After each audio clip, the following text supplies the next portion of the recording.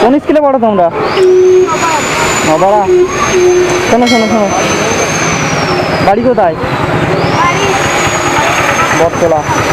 শোনো ভাইয়া শোনো, টিফিনে টাকা এনেছো স্কুলে? শোনো, ভয় পাচ্ছ কেন? টিফিনে টাকা এনেছো? হ্যাঁ, খিচুড়ি খাইছিলে। নাম কি তোমার? রাহুল। তোমার নাম কি? তোমার নাম? কোন ক্লাসে পড়ো? তুমি পড়াশোনা ভালো করছো? হ্যাঁ। তোমার আব্বু কি করে?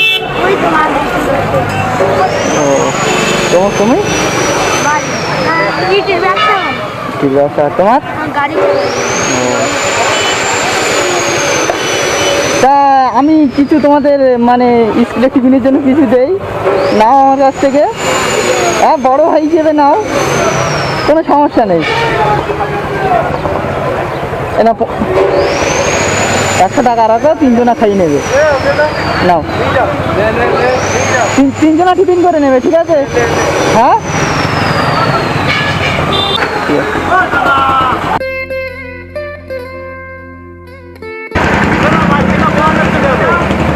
না আমি এই মানে রাস্তায় মানে কোনো মানুষ অসহায় বা কিছু থাকলে তাদেরকে হেল্প করার চেষ্টা করি, বাচ্চাগুলোকে একটু মানে খুশি করলাম, এই আর কি।